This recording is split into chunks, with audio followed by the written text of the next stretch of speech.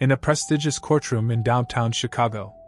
The marble floors gleam under fluorescent lights, and the weight of justice hangs heavy in the air. But on this particular Tuesday morning in October 2023, justice would take an unexpected turn that would end one man's career and reveal the true character of another. What started as a routine traffic violation hearing would become a viral sensation, watched by millions and serving as a stark reminder that appearances can be devastatingly deceiving.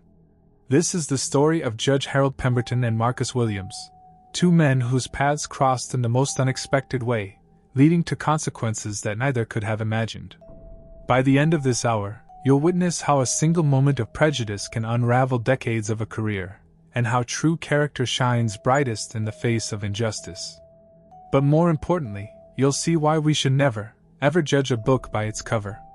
Before we dive into this extraordinary story, tell us, what city are you watching from? Drop it in the comments. We love hearing from our global family. Don't forget to like and subscribe to keep this storytelling journey alive. Your support truly keeps us going. Now sit back, relax, and prepare yourself for a story that will stay with you long after it ends. Let's continue. Judge Harold Pemberton, age 58, a man who had spent the last 23 years presiding over Cook County's municipal court. To those who knew him professionally, Harold appeared to be the embodiment of judicial authority, always impeccably dressed in his press robes, speaking with the measured cadence that comes from years of wielding a gavel. But Harold carried something else with him into that courtroom each day, a collection of unconscious biases that had been quietly shaping his decisions for decades. Growing up in an affluent suburb north of Chicago, Harold had lived a life of privilege that left him with blind spots he never acknowledged. His rise through the legal ranks had been smooth, cushioned by family connections and an old boys network that rarely challenged his worldview. In recent years, Harold had grown increasingly frustrated with what he perceived as a decline in respect for authority. He prided himself on running a no-nonsense courtroom, but his definition of respect was often colored by his expectations of how people should look, speak, and behave.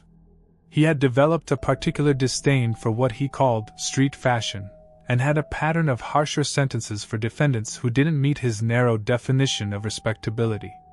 Harold's colleagues had occasionally raised eyebrows at some of his decisions, but he held his position with enough authority that few dared to challenge him directly. He lived in a bubble of judicial immunity, surrounded by court clerks and bailiffs who had learned to navigate his moods and prejudices. What Harold didn't realize was that his time of reckoning was approaching, and it would come from the most unexpected source. Now let me tell you about Marcus Williams, age 42, a man whose appearance would fool Judge Pemberton completely. On this October morning, Marcus walked into that courtroom wearing faded jeans, well-worn sneakers, and a simple hoodie, the kind of casual attire that made Harold's jaw tighten with disapproval before Marcus had even spoken a word. But here's what Harold couldn't see. Marcus Williams was one of Chicago's most successful technology entrepreneurs. At age 28, he had founded TechBridge Solutions, a software company specializing in educational technology for underserved communities. Starting from his grandmother's basement with nothing but a laptop and a dream, Marcus had built his company into a multi-million-dollar enterprise that employed over 300 people and had revolutionized how inner-city schools approached digital learning. Marcus had grown up in the same neighborhoods his company now served. Raised by his grandmother after his parents died in a car accident when he was 12, he understood struggle intimately. His grandmother, Dorothy Williams, had worked 3 jobs to keep him in school and out of trouble. She taught him that success wasn't measured by the clothes you wore or the car you drove, but by the impact you had on your community. Despite his wealth, Marcus was worth approximately $47 million. He had never forgotten his roots. He still lived in a modest home just 10 minutes from where he grew up, drove a 5-year-old Honda Civic, and could most often be found in jeans and a hoodie, the same outfit he'd worn while coding in his grandmother's basement all those years ago. Marcus believed that staying connected to his community meant never putting on airs or pretending to be something he wasn't. What made Marcus truly remarkable wasn't his financial success, but his quiet philanthropy. Through the Dorothy Williams Foundation, Named after his grandmother who had passed away 3 years earlier, he had donated over $8 million to education initiatives, paid college tuition for more than 200 students, and funded after-school programs in 15 Chicago neighborhoods. But Marcus did all of this anonymously. Very few people knew the extent of his generosity, and that's exactly how he wanted it. Marcus had received the traffic ticket that brought him to court 3 weeks earlier, a citation for an expired registration sticker that he had honestly forgotten to renew while traveling for business. It was a simple oversight, the kind of minor infraction that usually resulted in a small fine and a reminder to update the paperwork. He had come to court that morning expecting a routine 5-minute interaction, planning to pay the fine and get back to work.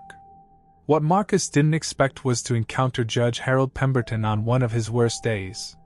The morning of October 17, 2023, had not started well for Judge Pemberton. His coffee maker had broken, leaving him without his usual morning ritual. Traffic had been particularly heavy due to construction on Lakeshore Drive, making him 15 minutes late, something that rarely happened and put him in an already irritable mood. To make matters worse, he had received a phone call from his ex-wife's attorney about alimony payments, a conversation that left him feeling financially pressured and resentful. Harold entered his courtroom that morning with the kind of barely contained frustration that courthouse regulars had learned to recognize and avoid. His bailiff, Maria Santos, a 15-year veteran who had worked with multiple judges, noticed the tension immediately. She had seen Harold in these moods before, and they rarely ended well for the defendants who had the misfortune of appearing before him. The courtroom itself was a testament to traditional judicial authority. Wood-paneled walls lined with law books, an imposing bench that elevated the judge above everyone else, and an atmosphere designed to intimidate rather than welcome. It was Harold's domain, where his word was literally law, and where he had grown accustomed to absolute deference. Marcus had arrived at the courthouse 30 minutes early, a habit ingrained by his grandmother who always said, "If you're on time, you're late." He sat quietly in the back of the courtroom, observing the proceedings and checking emails on his phone. His casual attire drew a few glances from the court officers, but Marcus was used to that. He had learned long ago that people made assumptions based on appearance, and he had developed a thick skin about it. As Marcus watched the morning's proceedings, he began to notice a troubling pattern in Judge Pemberton's behavior. A young Latino man in a suit was treated with basic courtesy and received a reduced fine for his parking violation. A middle-aged white woman in business attire had her case dismissed entirely when she explained she had been visiting her sick mother and forgot to feed the parking meter. But when a young black woman in casual clothes appeared for a similar parking violation, Harold's tone became noticeably sharper, his questions more aggressive, and her fine was not only upheld but increased for what he called failure to show proper respect for the court. Marcus felt his stomach tighten as he recognized the familiar sting of prejudice.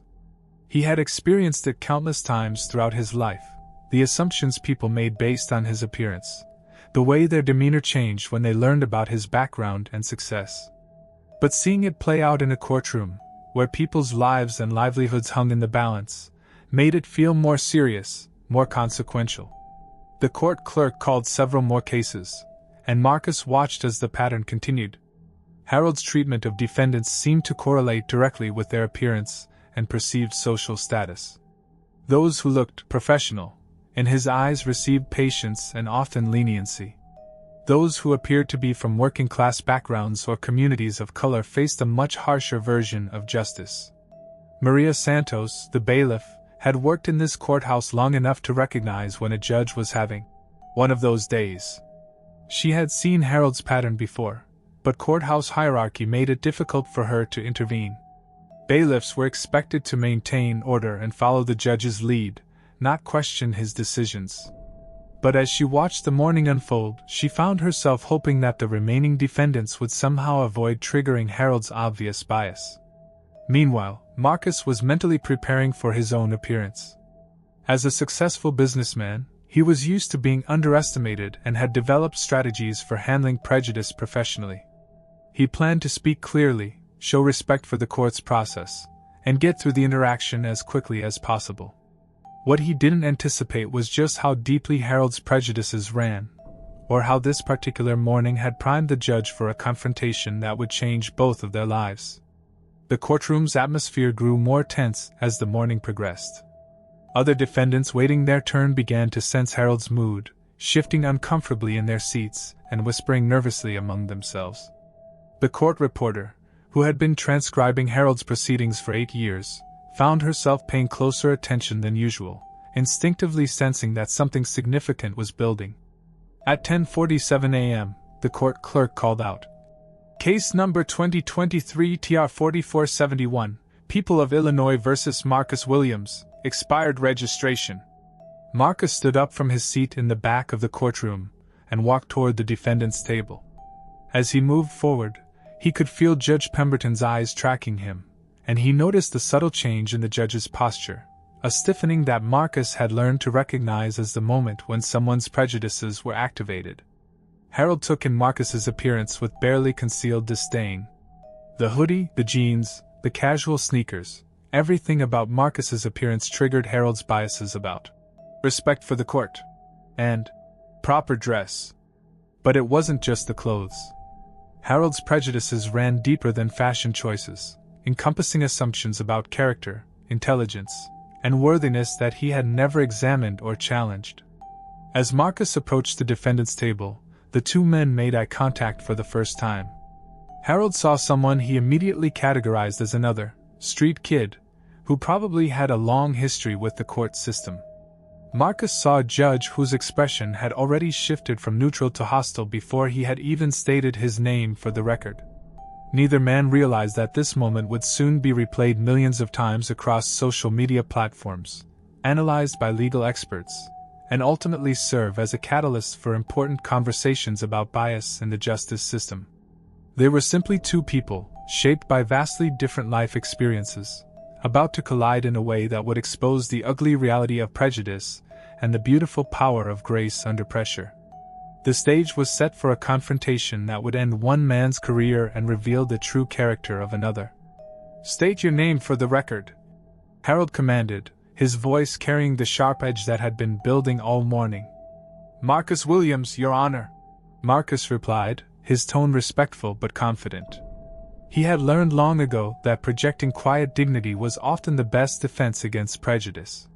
Harold's expression darkened slightly at Marcus's composed demeanor.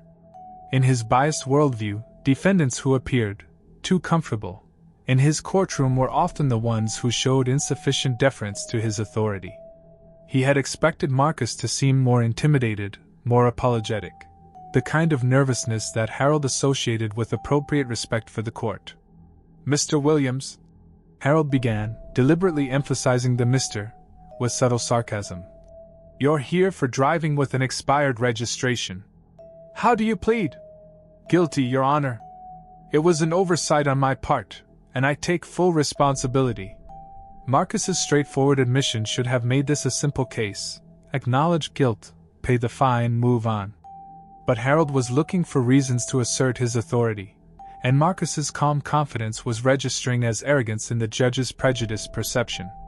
"An oversight," Harold repeated, his tone suggesting he found Marcus's explanation insufficient. "Tell me, Mr. Williams, how exactly does someone overlook their legal obligation to maintain valid vehicle registration?" Marcus recognized the trap. Harold wasn't asking for information. He was looking for an opportunity to lecture and demonstrate his power. Marcus had encountered this dynamic in boardrooms and business meetings. People who felt threatened by his composure and tried to knock him down a peg. "Your Honor, I was traveling frequently for work over the past month, and I simply forgot to renew the sticker when it expired. There's no excuse for that, and I apologize to the court." Harold leaned back in his chair, studying Marcus with the kind of scrutiny that was meant to intimidate. What irritated him most was that Marcus didn't seem intimidated at all. The young man stood with his shoulders straight, made appropriate eye contact, and spoke with the kind of articulate confidence that Harold associated with people from his own social class, people who definitely didn't dress like Marcus. "Work," Harold said, letting the word hang in the air with obvious skepticism. And what kind of work keeps you so busy that you can't fulfill basic civic responsibilities, Mr. Williams? The question itself wasn't inappropriate, but Harold's tone made it clear that he doubted Marcus had any legitimate employment that would require frequent travel. Marcus could feel the familiar sting of assumption, the immediate leap to judgment based solely on his appearance. I work in technology, Your Honor. Software development. Technology, Harold repeated, his skepticism now openly displayed. I see. And this, technology work, requires a lot of travel, does it? Marcus felt his jaw tighten slightly, but he maintained his composure. Yes, Your Honor. I work with schools and educational institutions across the Midwest, so I'm frequently visiting client sites. Harold's bailiff, Maria Santos, found herself growing uncomfortable with the exchange. In her 15 years of courthouse experience, she had learned to distinguish between appropriate judicial inquiry and personal bias masquerading as legal questioning. Harold was clearly crossing that line, but her position made it impossible for her to intervene. Educational institutions, Harold said, his tone now dripping with condescension. How commendable. Tell me, Mr. Williams, do you think your clients would be impressed to know that their technology consultant can't remember to renew his car registration? The question was clearly inappropriate. Harold was no longer addressing the legal matter at hand but instead seemed intent on embarrassing Marcus personally. Several people in the courtroom shifted uncomfortably, sensing the hostile dynamic that was developing. Marcus took a slow breath before responding. His grandmother had taught him that dignity was something no one could take away from you unless you gave it up willingly. Your Honor, I believe my clients judge me by the quality of my work, not by administrative oversights. But you're absolutely right that I should have been more careful about maintaining my vehicle registration. Harold was becoming increasingly frustrated by Marcus's refusal to be rattled. In his experience, defendants from what he perceived as Marcus's background typically became defensive or angry when challenged, giving him justification for harsher treatment. Marcus's continued composure was denying him that satisfaction. The fine for expired registration is typically $150, Harold announced. But given your apparent casual attitude toward legal obligations, I'm inclined to increase that amount. The court reporter looked up from her stenotype machine, surprised by Harold's statement. Judicial discretion allowed for fine adjustments in certain circumstances, but Harold's reasoning, casual attitude, seemed based more on personal irritation than legal precedent. Marcus remained silent, recognizing that anything he said now would likely be twisted into further justification for Harold's obvious bias. He had learned in business that sometimes the best strategy was to let prejudiced people reveal themselves while maintaining your own dignity. Furthermore, Harold continued, clearly warming to his subject, I want to see proof of your employment. It's not uncommon for defendants to fabricate work stories to gain sympathy from the court. Now even the court clerk looked surprised. Requiring employment verification for a simple traffic violation was highly unusual and seemed to serve no legitimate judicial purpose. Maria Santos felt her discomfort growing, but courthouse protocol made it difficult for her to question a judge's decisions publicly. Marcus reached into his jacket pocket and pulled out his business card, walking forward to hand it to the clerk. Your Honor, here's my business card if that would be helpful. Harold barely glanced at the card before handing it back dismissively. Anyone can print business cards, Mr. Williams. I'm talking about real verification, pay stubs, tax returns, something that proves you're actually employed in this technology field you claim to work in. The request was clearly unreasonable. No one appeared in traffic court carrying tax returns, and Harold had never made such demands of other defendants. Marcus realized that this had moved far beyond judicial questioning into personal harassment, but he also understood that challenging a judge directly in his own courtroom was a battle he couldn't win. Your Honor, I don't have tax returns with me, but I'd be happy to provide whatever documentation the court requires. Harold smiled, but it wasn't a pleasant expression. Of course you don't. How convenient. The exchange had now lasted nearly 10 minutes, far longer than typical for an expired registration case. Other defendants waiting their turn were watching with a mixture of sympathy for Marcus and fear that they might face similar treatment. The atmosphere in the courtroom had grown thick with tension, and everyone present seemed to sense that Harold was building towards something more significant than a simple traffic fine. What none of them realized was that this moment was being recorded by the court's audio system, and that within hours, a transcript of this interaction would begin circulating among courthouse staff who were growing increasingly concerned about Harold's pattern of biased behavior. The seeds of Harold's downfall were already being planted, even as he continued to dig himself deeper into a hole of his own prejudice-making. Marcus stood quietly, maintaining his dignity while Harold seemed determined to strip it away. But Marcus had something that Harold couldn't see, the quiet confidence that comes from knowing your own worth, regardless of how others choose to treat you. And he was about to need every ounce of that strength, because Harold was just getting started. Harold was now fully committed to his course of action, his earlier irritation having evolved into something approaching anger. Marcus's continued composure was driving him to escalate further, searching for the breaking point that would justify his harsh treatment. "You know what I think, Mr. Williams?" Harold said, leaning forward in his chair with the predatory focus of someone who believed he had found weakness. "I think you're wasting this court's time with fairy tales about technology consulting and business travel.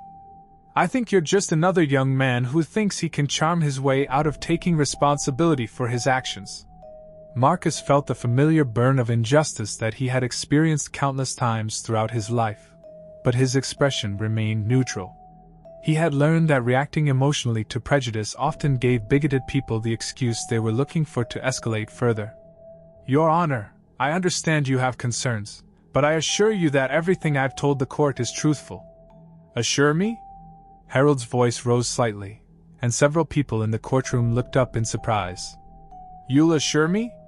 Do you understand where you are, Mr. Williams? Do you understand that I am a judge in a court of law, and you are a defendant who has already admitted guilt to violating the law?" The bailiff, Maria Santos, recognized the dangerous territory Harold was entering. She had seen him lose his temper before, but never quite like this. The personal animosity in his voice was unmistakable, and she found herself wondering if she should intervene somehow, despite the professional risks. Marcus maintained his calm demeanor, but inside he was calculating his options. As a successful businessman, he had dealt with difficult personalities before, but this situation was different. Harold held all the power in this room, and challenging him directly would likely make things worse. "I apologize if my choice of words was inappropriate, Your Honor. I meant no disrespect." "No disrespect?" Harold repeated mockingly. "Let me tell you about disrespect, Mr. Williams. Disrespect is coming into my courtroom dressed like you're heading to a basketball court. Disrespect is making up stories about being some kind of technology executive when you clearly can't even manage basic adult responsibilities like renewing your car registration. Disrespect is standing there with that smug expression thinking you're smarter than everyone else in this room."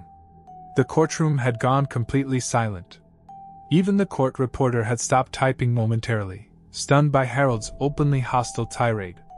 This had moved far beyond appropriate judicial conduct into something that felt deeply personal and obviously biased. Marcus felt his grandmother's voice in his head. "When people show you who they really are, believe them the first time. But don't let them make you into something you're not." He took a slow breath and chose his words carefully. "Your Honor, I came here today to take responsibility for my violation and pay whatever fine the court deems appropriate. I'm not trying to be disrespectful or challenging to the court's authority." Harold stood up from his chair, his black robe making him appear even more imposing as he towered over the courtroom. "Don't you dare try to tell me what you're doing, Mr. Williams. I've been a judge for over 20 years, and I can spot attitude from across the room.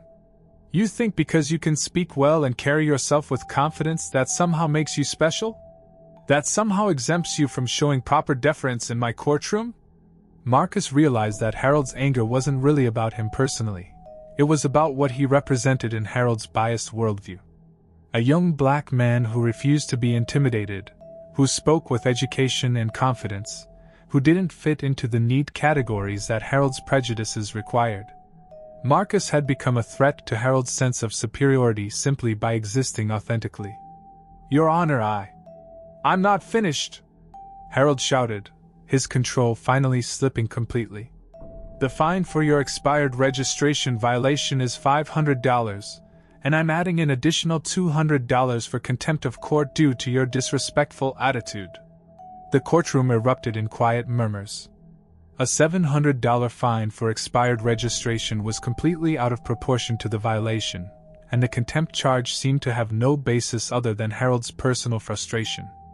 Even defendants waiting for their own cases were looking at each other with expressions of disbelief. Marcus felt the injustice like a physical blow, but he also recognized that Harold had just made a significant legal error. Contempt of court required specific behavior, disruption, refusal to follow court orders, or other clearly defined actions. Harold had charged him with contempt essentially for maintaining his dignity in the face of harassment. "Your Honor," Marcus said quietly, "may I respectfully ask what specific action I took that constitutes contempt of court?" Harold's face flushed red. Being questioned about his legal reasoning, especially by someone he had already decided to dislike, pushed him over the edge of rational judgment. "Your contempt, Mr. Williams, is your entire attitude from the moment you walked into my courtroom. Your smug expression, your calculated responses, your obvious belief that you're somehow above the process that everyone else has to follow. That is contempt, and in my courtroom, it carries consequences." Maria Santos found herself in an impossible position. As a bailiff, her job was to maintain order and support the judge's authority.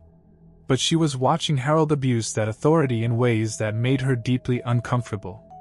She caught Marcus's eye briefly and saw something that surprised her, not anger or fear, but a kind of sad resignation, as if he had experienced this type of treatment many times before. The court reporter was dutifully recording every word, but she found herself wondering if this transcript would become evidence in some future proceeding. Harold's behavior was so clearly inappropriate that it seemed inevitable someone would eventually challenge it. Marcus stood quietly for a moment, processing what had just happened. He had been fined $700 for a violation that typically carried a $150 penalty, and charged with contempt for the crime of refusing to be intimidated by a biased judge. It was injustice in its purest form, and he felt the familiar anger that came with being prejudged and mistreated. But Marcus also felt something else, a growing sense of clarity about what was really happening here. Harold wasn't just having a bad day or being unreasonably strict. This was about power, prejudice, and a system that allowed people like Harold to abuse their authority without consequences. Marcus realized that how he handled this moment would define not just his own character, but potentially impact others who might face similar treatment in Harold's courtroom. "Your Honor," Marcus said, his voice steady despite the injustice he was facing, "I'll pay the fines as ordered. Is there anything else the court requires?" Harold was expecting argument, anger, or some kind of emotional outburst that would justify his harsh treatment. Marcus's continued dignity in the face of obvious abuse seemed to infuriate him even more. "Yes, there is something else," Harold said, his voice dripping with malice. "I want you to understand something, Mr. Williams. This courtroom operates on respect and proper behavior. When you come into my courtroom dressed like a street thug and acting like you're better than everyone else, there are consequences. Maybe next time you'll think twice about your attitude and your appearance when you're standing before a judge." The words hung in the air like poison. Harold had said the quiet part out loud, revealing that his harsh treatment was based not on Marcus's actions, but on his appearance and Harold's racist assumptions about what that appearance meant. Marcus felt something shift inside him. The mask of judicial authority had slipped, and Harold had revealed himself to be nothing more than a prejudiced man abusing his power. Marcus looked around the courtroom and saw the faces of other defendants, many of them people of color or from working-class backgrounds, who would have to face this same biased treatment. For the first time since the interaction began, Marcus smiled slightly. Not from amusement, but from the clarity that comes when someone shows you exactly who they are. "I understand perfectly, Your Honor," Marcus said quietly. "More than you know." Harold didn't understand the meaning behind Marcus's words, but something in his tone made the judge pause. For just a moment, Harold wondered if he had missed something important. But his arrogance and prejudice were too deeply ingrained to allow for real self-reflection. "Pay your fines at the clerk's office," Harold commanded. "Court dismissed for this case." As Marcus turned to leave, Harold felt a momentary satisfaction at having put another, disrespectful defendant in his place. He had no idea that he had just made the biggest mistake of his career, or that the man he had just humiliated with such obvious prejudice was about to reveal himself in ways that would end Harold's judicial career forever. The courtroom began to return to normal, but everyone present sensed that they had witnessed something significant, something that felt more consequential than a simple traffic violation. They were right, but none of them could have imagined just how dramatically this encounter was about to change both men's lives. As Marcus prepared to leave the defendant's table, Harold's voice stopped him cold. "Actually, Mr. Williams, I'm not quite finished with you yet." Marcus turned back, and everyone in the courtroom could sense that Harold was about to escalate this confrontation even further. The judge's eyes had taken on a gleeful maliciousness that made several observers deeply uncomfortable. "Since you claim to work in technology and travel frequently for business, I'm curious about something. What kind of car do you drive for all this important business travel?" The question seemed to come from nowhere, and Marcus realized that Harold was fishing for more reasons to humiliate him. "Your Honor, I drive a Honda Civic." Harold's face lit up with cruel satisfaction. "A Honda Civic. I see. And how old is this vehicle?" "About 5 years old, Your Honor." 5 years old?" Harold repeated, his voice dripping with sarcasm. "So let me get this straight, Mr. Williams. You claim to be a successful technology consultant who travels frequently for business, working with educational institutions across the Midwest, but you drive a 5-year-old Honda Civic?" Marcus could see where this was going, but he answered honestly. "Yes, Your Honor." Harold stood up again, clearly enjoying himself now. "Do you know what I find interesting about that, Mr. Williams? In my experience, successful business people, real successful business people, they don't drive 5-year-old economy cars. They drive vehicles that reflect their professional success. BMW, Mercedes, Lexus, something that commands respect and projects success." The bailiff, Maria Santos, felt her stomach turn. Harold was now openly mocking Marcus for not fitting his stereotypical expectations of what a successful person should look like or drive. This had moved completely beyond any legitimate judicial purpose. "So either you're lying about your business success," Harold continued, "or you're the kind of person who doesn't understand how to present himself appropriately in professional situations. Either way, it explains why you thought it was acceptable to come into my courtroom dressed like you're going to hang out on a street corner." Marcus felt the familiar sting of class prejudice that he had encountered throughout his journey from poverty to wealth. People like Harold couldn't imagine that someone might choose to live modestly despite financial success, couldn't conceive that worth wasn't measured by material possessions. "Your Honor, I prefer to live modestly regardless of my financial situation." "Modestly?" Harold laughed, and the sound was ugly in the formal courtroom setting. "Is that what we're calling it? Mr. Williams, let me share something with you. I've been observing people in this courtroom for over 20 years, and I can tell a lot about someone by how they present themselves. Your appearance, your choice of vehicle, your entire demeanor tells me exactly what kind of person you are." Harold paused dramatically, clearly savoring this moment of what he believed was complete dominance over Marcus. "You're the kind of young man who probably grew up in the projects, maybe got lucky with some kind of government program or scholarship, learned to speak well enough to fool some people, but never really understood what it means to be truly successful. You're playing dress-up in a world you don't belong in, and that's why you can't even manage basic responsibilities like keeping your car registration current." The courtroom had gone deadly silent. Harold's words were so overtly prejudiced, so clearly based on racial and class stereotypes, that even people who had grown accustomed to his bias were shocked by the naked cruelty of his assumptions. Marcus felt something break open inside his chest, not from hurt, but from a kind of crystalline clarity. Harold had just revealed the complete bankruptcy of his character, the ugly reality of the prejudices that had been shaping his judicial decisions for decades. But more than that, Harold had just insulted the memory of Marcus's grandmother, the woman who had raised him with dignity and strength despite their poverty. For the first time in the entire interaction, Marcus's composure cracked slightly.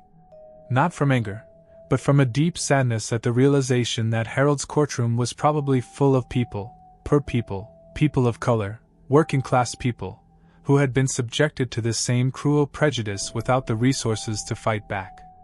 "Your Honor," Marcus said, his voice carrying a new quality that made several people in the courtroom look up sharply. "You don't know anything about me." Harold's eyes narrowed. "I know everything I need to know, Mr. Williams. I've seen hundreds of young men just like you come through this courtroom, all with the same attitude, all thinking they're smarter than everyone else, all making excuses for why they can't follow simple rules. Young men just like me," Marcus repeated quietly. "And what exactly does that mean, Your Honor?" Harold realized he was treading on dangerous ground, but his arrogance wouldn't let him back down. "It means young men who haven't learned respect, who think the world owes them something, who make up stories about success they've never actually achieved." Marcus nodded slowly, as if Harold had just confirmed something important. "I see. And you determined all of this based on what, exactly? My clothes? My car? The color of my skin? Don't you dare try to make this about race." Harold snapped, but his defensive tone suggested that Marcus had hit close to home. "This is about respect, responsibility, and honesty, concepts you clearly struggle with." Marcus looked around the courtroom, making eye contact with the other defendants, the court staff, and the handful of observers who had been watching this interaction with growing discomfort. When he spoke again, his voice carried the quiet authority of someone who had finally decided to reveal himself. "Your Honor, you've made a lot of assumptions about me today. You've assumed I'm lying about my work, you've mocked my choice of clothing and vehicle, you've suggested I'm nothing more than a street thug pretending to be something I'm not. You've charged me $700 for a $150 violation based entirely on your personal prejudices." Harold's face was growing red again. "Mr. Williams, you are dangerously close to additional contempt charges. And you've done all of this," Marcus continued, his voice growing stronger, "without knowing the first thing about who I actually am or what I've actually accomplished. You've revealed more about your own character in the last 30 minutes than you could ever know about mine." The courtroom was electric with tension. Everyone present sensed that this moment was balancing on a knife's edge, that whatever happened next would be significant far beyond a simple traffic violation. Harold was apoplectic. No defendant had ever challenged him so directly, and certainly no defendant who looked like Marcus. His entire worldview was built on the assumption that his position granted him automatic superiority, and Marcus's quiet dignity was threatening the very foundation of that belief. "That's it!" Harold shouted, slamming his gavel down with enough force to make several people jump. "Additional contempt of court. Another $500 fine. And I'm recommending that the state attorney's office investigate your obviously fraudulent claims about your employment." The threat to involve the state attorney was Harold's final escalation, an abuse of judicial power so extreme that even his most loyal court staff were looking at each other with alarm. Harold had just threatened to use the power of his office to launch an investigation based on nothing more than his personal prejudices. Marcus stood quietly for a moment, processing what had just happened. Harold had fined him $1,200 total and threatened to have him investigated by the state attorney's office, all for the crime of expired registration and refusing to be intimidated by judicial bias. But Marcus also realized something else. Harold had just provided him with perfect evidence of judicial misconduct. Every word of this interaction was being recorded by the court's audio system. Harold's prejudice was now part of the official record, his abuse of power documented in his own courtroom. Marcus reached into his jacket pocket and pulled out his phone. With deliberate calm, he opened his contacts list and found a number he hadn't needed to call in over a year. "Your Honor," Marcus said, his voice now carrying an unmistakable note of authority. "Before I pay these fines, I think there's something you should know about me." Harold was so consumed with his sense of victory that he missed the shift in Marcus's demeanor entirely. "The only thing I need to know, Mr. Williams, is that you're going to pay your fines and hopefully learn some respect for." "My name is Marcus Williams," Marcus interrupted, his voice cutting through Harold's bluster with quiet power. "I am the founder and CEO of TechBridge Solutions, a company that employs over 300 people and generates approximately $47 million in annual revenue." The courtroom went completely silent. Harold's mouth was still open from his interrupted sentence, but no words came out. "I am also," Marcus continued, "a major donor to educational initiatives throughout Chicago, including a $2.3 million donation to the Cook County Public School System that was announced just last month. Perhaps you saw the press coverage, Your Honor. It was in the Tribune, the Sun-Times, and several other publications." Harold's face had gone from red to pale in a matter of seconds.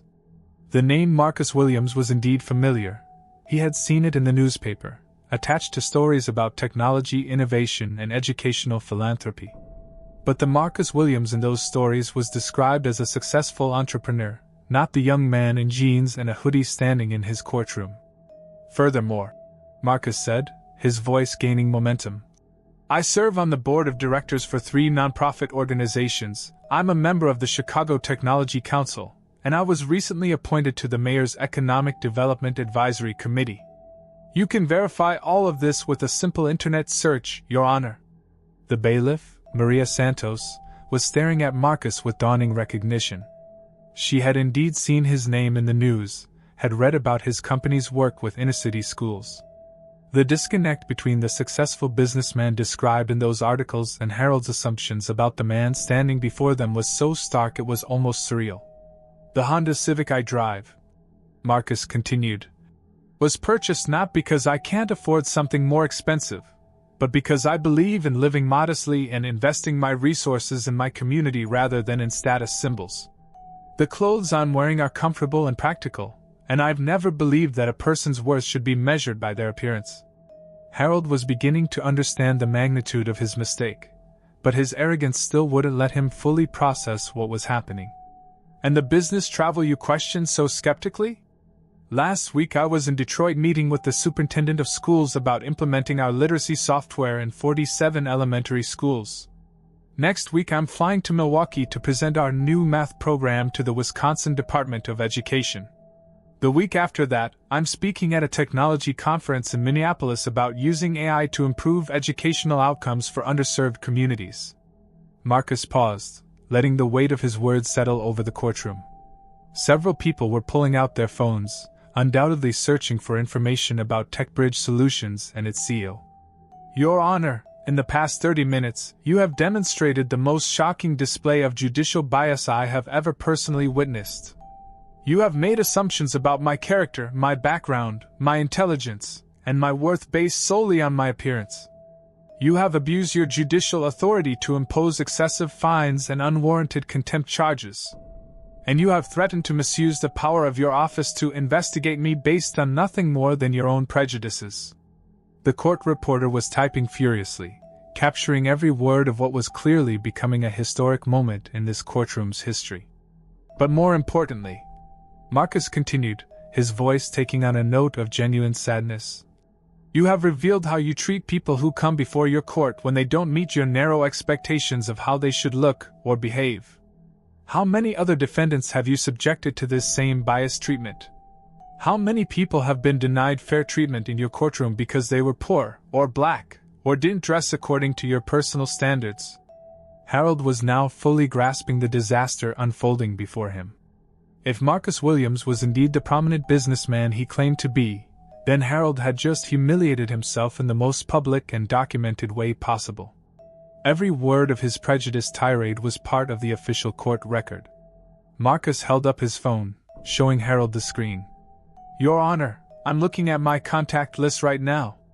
I have the direct phone numbers of the Cook County Chief Judge, the Mayor of Chicago, 3 members of the City Council, and the editors of both major newspapers in this city.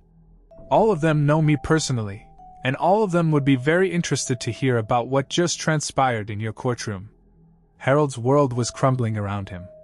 The realization that he had just subjected one of Chicago's most prominent young entrepreneurs to a racist tirade in open court was hitting him like a physical blow. "But before I make any of those calls," Marcus said, his voice becoming even more controlled, "I want you to understand something. Everything you assumed about me, that I was lying about my success, that I was disrespectful, that I was somehow beneath your consideration, all of that came from your own prejudices. I never raised my voice, never showed you disrespect, never did anything except stand here with dignity while you revealed the content of your character." Maria Santos found herself thinking about all the other defendants she had seen Harold treat with similar bias over the years.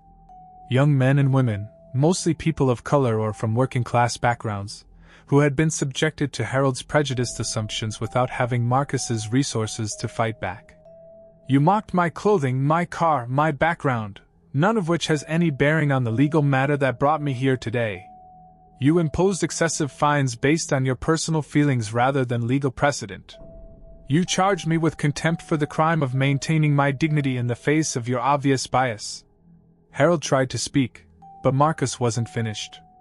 "And most damaging of all, Your Honor, you threatened to abuse your judicial authority by recommending a state attorney investigation based solely on your refusal to believe that someone who looks like me could be successful. That threat represents such a fundamental violation of judicial ethics that it should result in your immediate removal from the bench." The courtroom was so quiet that the hum of the fluorescent lights seemed loud. Everyone present understood they were witnessing something unprecedented. A complete reversal of power dynamics that exposed the ugly reality of systemic bias. Harold finally found his voice, but it came out as a whisper. "Mr. Williams. There seems to have been a misunderstanding." "No misunderstanding, Your Honor," Marcus replied firmly. "You revealed exactly who you are and how you view people like me. The only thing you misunderstood was my ability to respond to your prejudice from a position of strength." Marcus looked around the courtroom one more time, his eyes settling on the other defendants who had been watching this interaction with a mixture of amazement and recognition. "Your Honor, I will pay the original $150 fine for my expired registration, because I did violate that law and I take responsibility for my actions. But I will not pay the additional fines you imposed based on your bias, and I will not accept your contempt charges, because they have no basis in law or justice." Harold was trapped. If he pressed the additional charges, Marcus clearly had both the resources and the platform to fight them publicly. The case would become a media sensation, and every detail of Harold's prejudiced behavior would be scrutinized by legal experts and civil rights advocates. "Furthermore," Marcus continued, "I will be filing a formal complaint with the Illinois Judicial Inquiry Board detailing everything that happened here today. I will also be requesting that the Illinois Supreme Court review your fitness to serve as a judge, given your clear pattern of biased behavior." Marcus paused, and when he spoke again, his voice carried a note of profound disappointment rather than anger. "But what saddens me most, Your Honor, is thinking about all the other people who have stood where I'm standing, who faced the same prejudice and abuse of power, but didn't have my resources to fight back. How many lives have you impacted with your bias? How many people have been denied justice in your courtroom because they didn't meet your personal standards of respectability?" Harold slumped in his chair, the full weight of his situation finally becoming clear. In less than an hour, he had destroyed a career that had taken decades to build, all because he couldn't see past his own prejudices. Marcus reached into his wallet and pulled out $150 in cash, walking forward to place it on the clerk's desk. "This covers the original fine for expired registration. I consider this matter resolved as far as the actual legal violation is concerned." He turned back to Harold, who was staring at him with a mixture of shock, fear, and dawning understanding. "Your Honor, I hope that someday you'll reflect on what happened here today and understand that the problem was never my appearance, my background, or my attitude. The problem was your inability to see me as a human being deserving of the same respect and fair treatment you would give to someone who looked more like you." Marcus turned to leave, then paused and looked back one more time. "Oh, and Your Honor?" That investigation you threatened to request? I welcome it. My tax returns, my business records, my educational background, it's all exactly what I said it was. I have nothing to hide. I only wish I could say the same about your judicial record. As Marcus walked toward the courtroom exit, the silence was broken by the sound of phones buzzing and beeping as people began looking up information about TechBridge Solutions and its CEO. Within minutes, Harold's courtroom would be buzzing with whispered conversations about what they had just witnessed. Harold sat frozen in his chair, watching his career disappear with each step Marcus took toward the door. He had entered this morning believing himself to be in complete control, convinced of his own superiority, secure in his position of authority. He was leaving it as a man whose prejudices had been exposed in the most public and devastating way possible. The irony was not lost on anyone present. Harold had spent 30 minutes trying to humiliate Marcus, only to end up humiliating himself in ways that would follow him for the rest of his career. As Marcus reached the courtroom door, something made him turn around one final time. The entire courtroom was still frozen in stunned silence, but Marcus's eyes were drawn to the faces of the other defendants, people who had been watching this confrontation with growing recognition and hope. "Your Honor," Marcus said, his voice carrying across the silent courtroom. "There's one more thing I think you should know." Harold looked up, his face now completely drained of color and authority. "The Dorothy Williams Foundation, the organization I mentioned that provides college scholarships to students from underserved communities. It's named after my grandmother, who raised me in the Robert Taylor homes after my parents died in a car accident when I was 12. A few people in the courtroom gasped quietly. The Robert Taylor homes had been one of Chicago's most notorious public housing projects, synonymous with poverty and struggle in the minds of many people like Harold. My grandmother worked 3 jobs, cleaning offices at night, working in a school cafeteria during the day, and taking in laundry on weekends, just to keep us afloat. She never owned a car, never had money for nice clothes, never lived anywhere that people like you would consider respectable. But she was the most dignified, honorable person I have ever known." Marcus's voice grew stronger as he continued, and Harold seemed to shrink further into his chair with each word.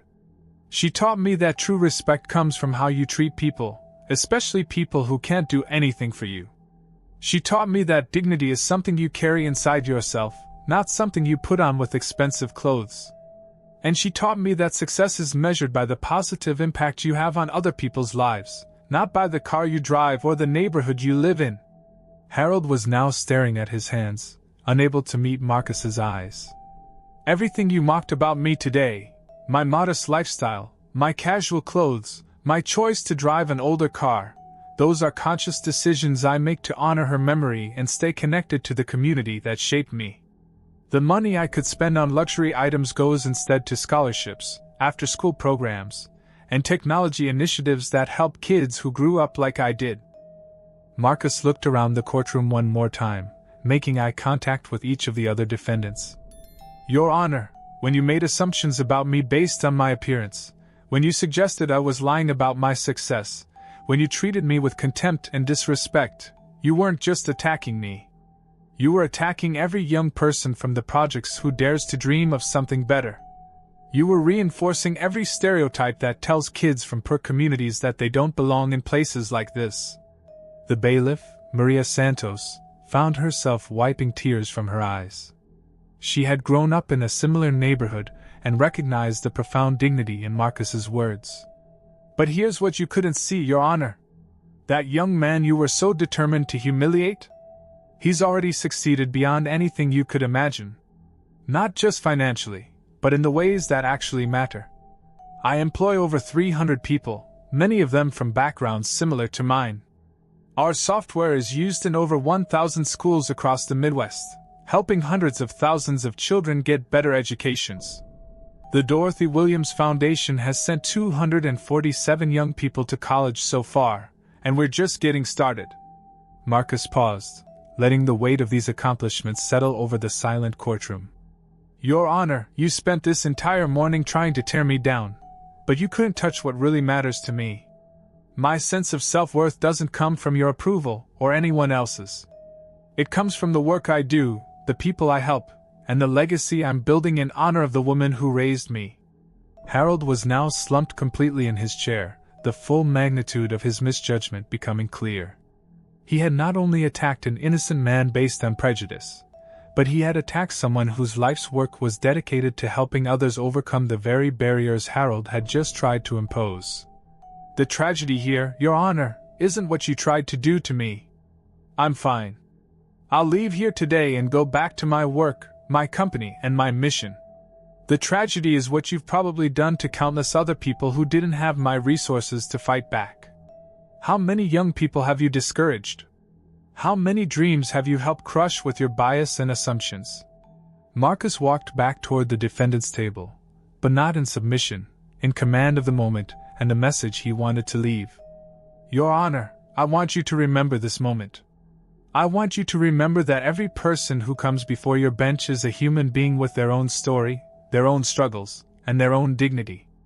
I want you to remember that respect is earned through actions, not demanded through authority.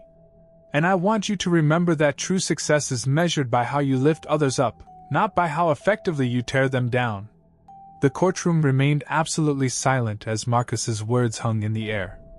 Even the court reporter had stopped typing, caught up in the powerful moment unfolding before her. Harold finally looked up, and for the first time since this interaction began, his eyes showed something other than arrogance or anger.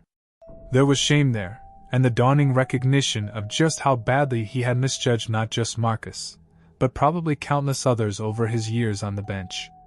"Mr. Williams," Harold said, his voice barely audible. I owe you an apology." Marcus nodded slightly. "Your Honor, you don't owe me anything. But you might want to think about what you owe to every other person who will stand before your bench in the future. And you definitely owe something to all the people you've treated unfairly in the past." With that, Marcus turned and walked out of the courtroom, leaving behind a room full of people who had just witnessed something extraordinary. Harold sat alone at his bench, surrounded by the wreckage of his reputation and career, finally understanding the true cost of his prejudiced worldview. The revelation was complete.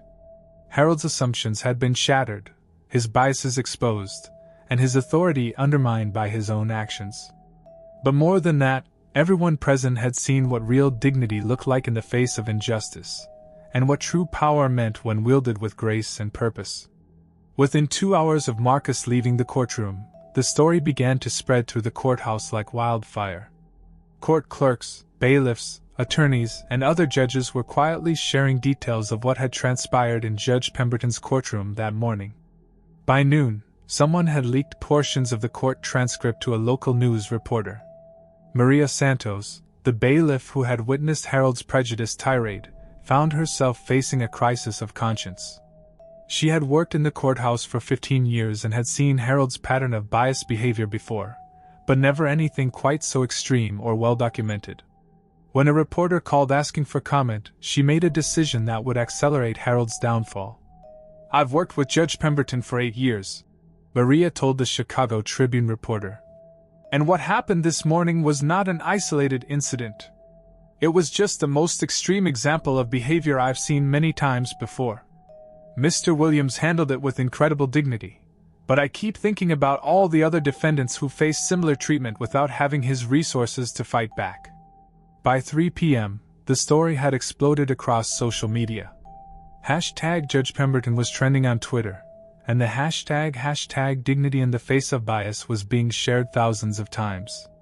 Video clips of Marcus discussing his company's mission were being reshared alongside descriptions of Harold's courtroom behavior, creating a stark contrast that made Harold's prejudice even more obvious. The Illinois Judicial Inquiry Board received Marcus's formal complaint at 4:17 p.m., accompanied by the complete court transcript and Maria Santos's written statement detailing Harold's pattern of biased behavior.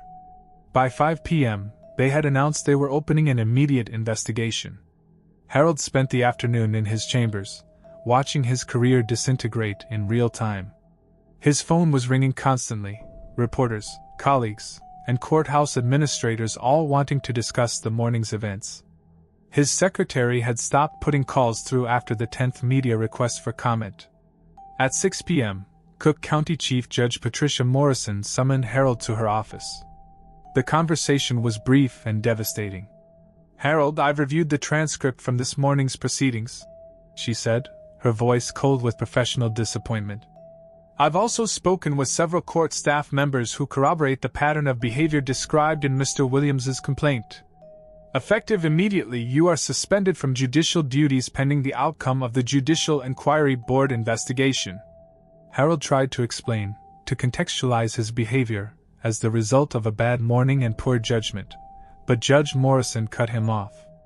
"Harold, this isn't about one bad morning.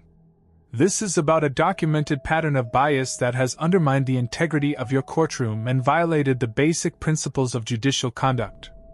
You've embarrassed yourself, this courthouse, and the entire judicial system." She handed him an envelope. "Your suspension is without pay, and I'll be recommending that the Illinois Supreme Court begin removal proceedings. You should contact an attorney, Harold. You're going to need one." Harold left the courthouse that evening through a side exit, avoiding the news crews that had gathered at the main entrance. His 23-year judicial career was effectively over, destroyed by 30 minutes of exposed prejudice and the dignity of a man he had tried to humiliate. Meanwhile, Marcus had returned to his office at Tech Bridge Solutions, where his staff was buzzing with excitement about the social media attention their CEO was receiving. But Marcus was focused on a different response: the dozens of messages he had received from young people, particularly students of color, thanking him for standing up with dignity in the face of bias. One message, from a 16-year-old student in Detroit, particularly moved him. "Mr. Williams, I saw the story about what happened in court today. I've been dealing with teachers who treat me the same way that judge treated you, and I was starting to think maybe they were right about kids like me. Seeing how you handled yourself gives me hope that I can succeed too, no matter what people assume about me." Marcus shared the message with his team and announced that the Dorothy Williams Foundation would be expanding its mentorship program to include workshops on maintaining dignity in the face of discrimination. 3 days later, the Chicago Tribune published a front-page story titled, "When Prejudice Meets Power, a Judge's Career Ends, a Community's Hope Grows."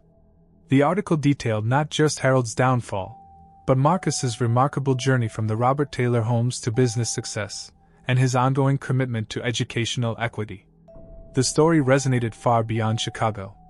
National news outlets picked it up, and Marcus found himself invited to speak at conferences about entrepreneurship, social justice, and the importance of staying connected to your roots despite success. Harold, meanwhile, had hired an attorney and was preparing for the judicial inquiry proceedings. His lawyer advised him to offer his resignation rather than face the public spectacle of a removal hearing, but Harold was struggling with the decision. His entire identity had been wrapped up in his position as a judge, and letting go of that meant confronting the ugliness of his own character. 2 weeks after the courtroom confrontation, Harold made his decision. He submitted his resignation to the Illinois Supreme Court, ending his judicial career before the formal removal proceedings could begin.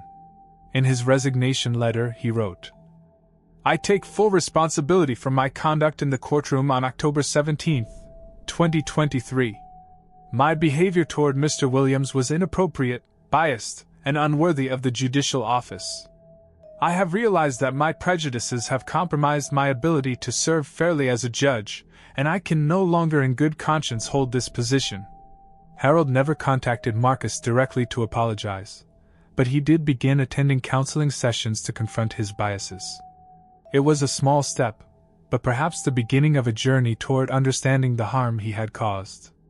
Marcus's story became a powerful example of grace under pressure and the importance of maintaining dignity in the face of injustice. But more than that, it sparked important conversations about bias in the justice system and the need for accountability among those who hold positions of authority. The case also led to new training requirements for judges in Illinois, focusing on implicit bias and cultural competency. Harold's downfall became a catalyst for broader reforms designed to prevent similar incidents in the future. 6 months later, Marcus was invited to speak at the annual Illinois Judicial Conference.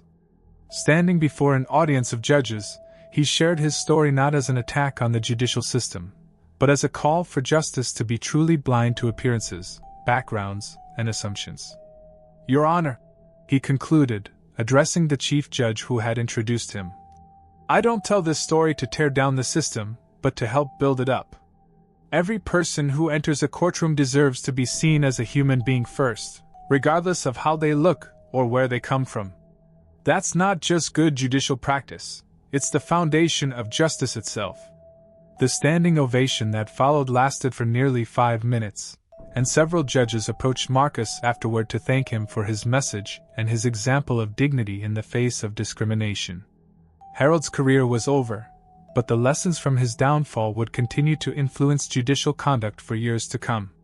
Marcus had not only defended his own dignity, but had helped strengthen the system of justice for everyone who would follow in his footsteps. As we reach the end of this remarkable story, it's important to reflect on the deeper lessons that emerged from that October morning in Judge Pemberton's courtroom. This wasn't just about one prejudiced judge or one successful businessman. It was about the assumptions we all make, the biases we all carry, and the power we all have to choose dignity over degradation. Marcus Williams could have responded to Harold's prejudice with anger, could have used his wealth and connections to immediately embarrass the judge, could have allowed bitterness to poison his reaction. Instead, he chose a different path. He maintained his composure, spoke his truth with quiet authority, and ultimately used his position not for revenge, but for education and reform. This choice, to respond to injustice with dignity rather than destruction, is what transformed a simple traffic violation into a viral moment that sparked national conversations about bias, privilege, and the true meaning of success. Harold Pemberton's downfall serves as a stark reminder that prejudice always carries consequences, even when those consequences take time to manifest. For years, Harold had been making biased decisions, treating people unfairly based on his assumptions about their appearance, background, or social status. He had operated with impunity because most of his victims lacked the resources to fight back effectively. But prejudice is ultimately self-destructive. Harold's biases didn't just harm the people who appeared before his bench, they corrupted his own judgment, undermined his professional integrity, and eventually destroyed the career he had spent decades building. His story demonstrates that bigotry is not just morally wrong, but practically unsustainable in a society that increasingly demands accountability from those in positions of power. The contrast between these two men's responses to conflict reveals something profound about character. Harold, when challenged, doubled down on his prejudices and abused his authority to try to maintain dominance. Marcus, when attacked, maintained his dignity and used the moment as an opportunity to educate and inspire others. This difference in character is what made Marcus truly powerful, not his wealth or business success. Money and status can be lost, but dignity maintained in the face of injustice becomes a permanent part of who you are. Marcus's grandmother, Dorothy Williams, never had financial wealth, but she gave her grandson something far more valuable, the unshakable sense of self-worth that allowed him to face Harold's prejudice without being diminished by it. The story also highlights the importance of using privilege responsibly. Marcus could have walked away from that courtroom, paid his inflated fines, and moved on with his life without any significant impact. His wealth and success provided him with options that other defendants didn't have. But instead of using those advantages just for his own benefit, he chose to speak up for all the people who had faced similar treatment without the resources to fight back. This is what real leadership looks like in practice, using your advantages not to separate yourself from others who have faced similar struggles, but to lift others up and create systemic change that benefits everyone. The reforms that followed Harold's resignation, new judicial training requirements, increased oversight of courtroom conduct, and greater awareness of implicit bias in the justice system, represent the positive change that can emerge when someone chooses to respond to injustice constructively rather than destructively. But perhaps the most important lesson from this story is that appearances truly can be deceiving, and that our assumptions about other people reveal more about us than about them. Harold looked at Marcus and saw everything his prejudices told him to see: a young black man in casual clothes who couldn't possibly be successful or worthy of respect. Marcus looked at Harold and saw a human being who had lost his way, someone whose prejudices had corrupted his judgment, but who might still be capable of growth and change. The difference in these perspectives explains everything that followed. Harold's assumptions led him to abuse his power and ultimately destroy his career. Marcus's more generous view of human nature allowed him to respond with grace and turn a moment of personal attack into an opportunity for broader social progress. This story resonates because it reflects experiences that many of us have had: being judged by our appearance, having our worth questioned based on superficial characteristics, facing discrimination from people who hold power over us. But it also provides a model for how to respond to such treatment with dignity and purpose. Marcus's example shows us that true strength lies not in the ability to strike back at those who wrong us, but in the capacity to maintain our integrity while working to create positive change. His response to Harold's prejudice wasn't just about defending himself, it was about protecting future defendants who might face similar bias. The viral nature of this story also demonstrates the power of social media and modern communication to hold powerful people accountable for their actions. Harold's prejudiced behavior might have gone unchallenged in an earlier era, but in today's connected world, injustice can be exposed and addressed more quickly than ever before. However, with this power comes responsibility. The same tools that exposed Harold's bias can be used to destroy people unfairly or to spread misinformation. Marcus's measured response, focusing on systemic issues rather than personal destruction, provides a model for how to use public attention constructively. The story of Marcus Williams and Harold Pemberton ultimately reminds us that we all have choices to make about how we treat other people, especially those who may seem different from us or who hold less power than we do. Every day, we encounter opportunities to either perpetuate bias and discrimination or to choose understanding and respect. Harold's career ended because he consistently chose prejudice over justice, assumptions over understanding, power over fairness. Marcus's influence grew because he consistently chose dignity over anger, education over retaliation, and service over self-interest. These choices are available to all of us, regardless of our position or circumstances. We can choose to see people as individuals rather than as representatives of our stereotypes. We can choose to use whatever power we have to lift others up rather than tear them down. We can choose to respond to conflict with grace rather than hostility.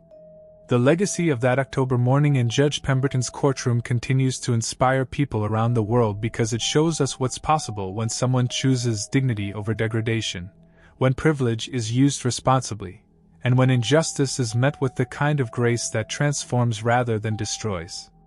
Marcus Williams didn't just defend himself that day, he defended the dignity of everyone who has ever been judged unfairly. Everyone who has been underestimated because of their appearance. Everyone who has faced discrimination from people in positions of authority. And Harold Pemberton, despite his fall from grace, provided the world with an important lesson about the ultimate cost of prejudice and the importance of examining our own biases before they destroy not just other people's lives, but our own as well. This is why stories like this matter. They remind us of our better angels, inspire us to treat each other with greater respect, and show us that even in the face of injustice, dignity and grace can triumph over prejudice and hate. Friends, if this story moved you, if it reminded you of the power of dignity in the face of discrimination, if it inspired you to think differently about the assumptions we make about other people, then I invite you to join our community here at One Heart Stories. By subscribing to One Heart Stories, you're not just getting access to incredible content, you're becoming part of a movement toward greater understanding, compassion, and justice. You're joining thousands of people who believe that stories can change the world, one heart at a time.